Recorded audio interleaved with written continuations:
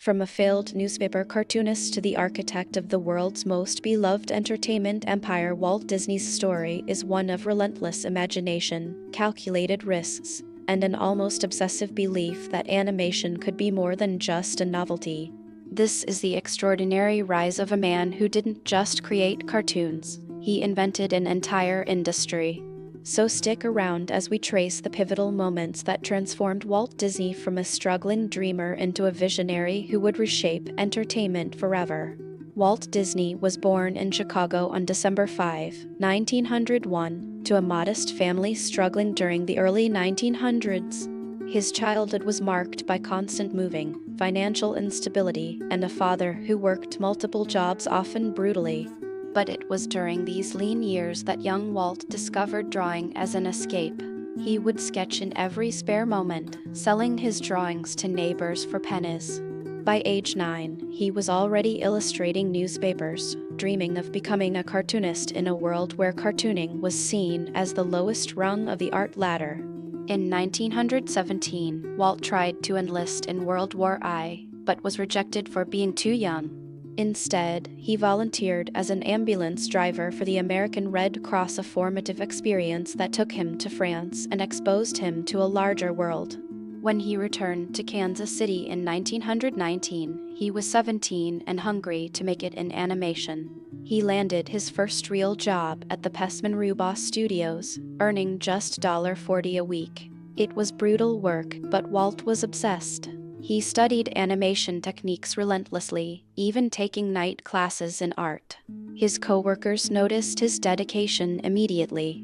In 1922, Walt and his friend Ub Iwerks founded their first company, Laugh-O-Gram Studios.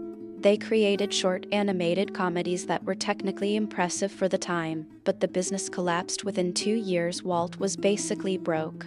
He slept in the office, ate expired food from the garbage, and nearly gave up entirely. But here's where his character shines. Instead of returning home defeated, he moved to Los Angeles in 1923 with just $40 in his pocket and a suitcase of drawings. He and Ub Iwerks would reconnect there, and this failure became the crucible that forged his determination. The turning point came in 1927 when Walt and Ub created a character called Oswald the Rabbit for the Universal Film Company. Oswald was a hit, audiences loved him. But here's the brutal lesson Walt learned. A distributor named Charles Mintz essentially stole the rights to Oswald and poached most of Walt's animators. Walt lost everything. Again. But this betrayal sparked a revolutionary idea. He would create a character that was entirely his own, one that no distributor could ever steal from him. That character was Mickey Mouse. And on November 18, 1928, Mickey debuted in a short called Steamboat Willie, the first synchronized sound animated cartoon ever produced. Steamboat Willie was a sensation. The synchronized sound, rare and groundbreaking for animation, made audiences feel like they were experiencing something entirely new. Mickey Mouse became an instant icon, and Walt suddenly had leverage and credibility. But he didn't rest on this success. Throughout the 1930s, he obsessively improved the quality of his cartoons. He pioneered the multiplane camera, which added depth to animation. He introduced color with the Silly Symphonies series in 1932. He expanded his vision constantly. By 1934, Disney Studios was producing the most technically sophisticated and artistically refined cartoons in the world, and Walt wasn't finished.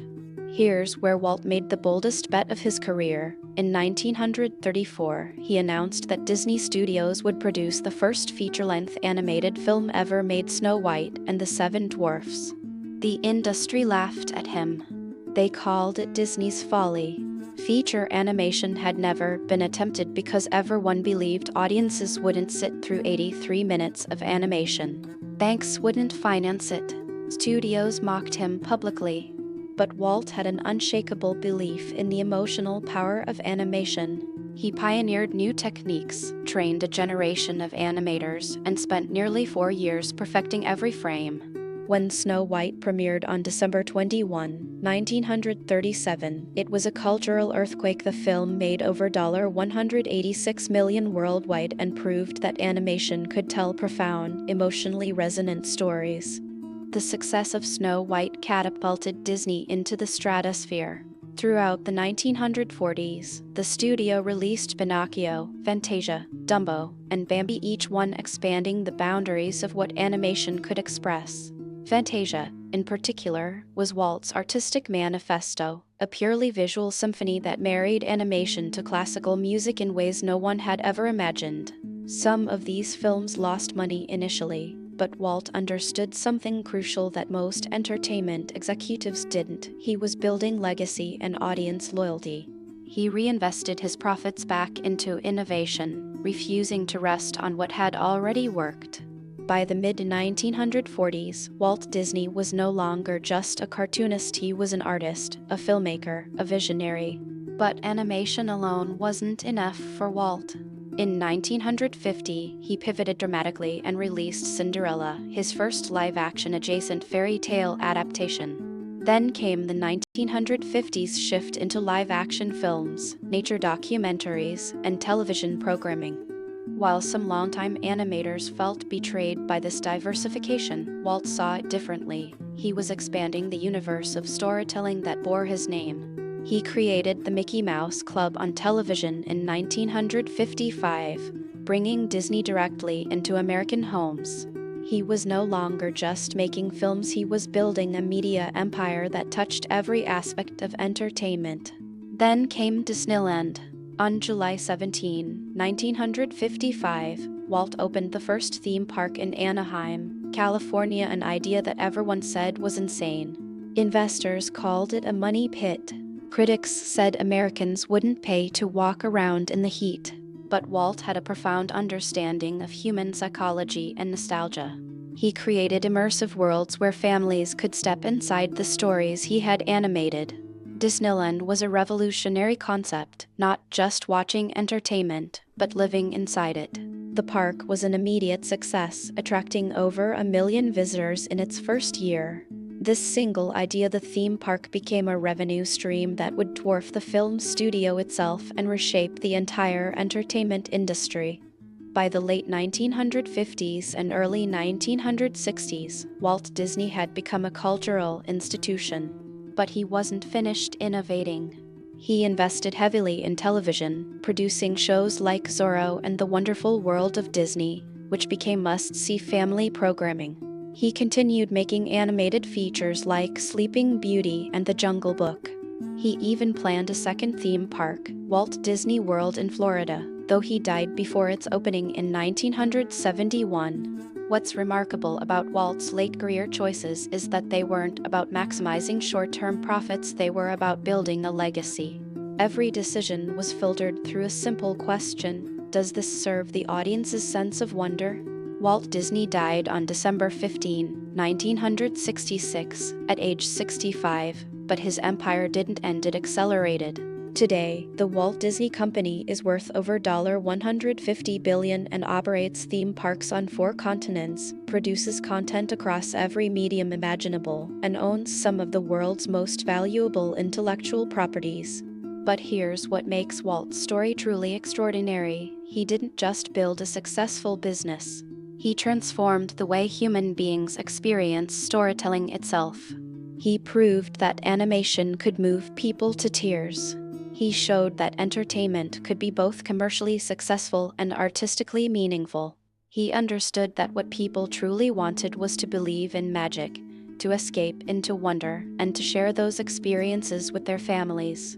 What we rarely talk about, though, is the cost of Walt's obsession. He was a perfectionist who could be tyrannical with his staff.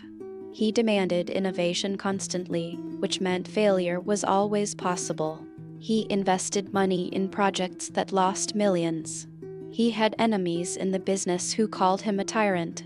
But here's the paradox: his refusal to compromise, his belief that audiences deserved better than what already existed, his willingness to risk everything on a vision that others mocked, that's exactly what created magic. Walt Disney's rise from a failed newspaper cartoonist to an entertainment visionary wasn't about luck or accident. It was about relentless creativity, calculated risk-taking, and an almost religious faith in the power of imagination. And that transformation changed the world. Walt Disney's journey from drawing for pen as a child to building the most influential entertainment empire in human history is a masterclass in resilience, creativity, and vision. His life reminds us that the biggest breakthroughs often come after the biggest failures, and that a single unwavering belief in your idea can reshape an entire industry. If you enjoyed this video, smash the like button and subscribe so you never miss a video like this one.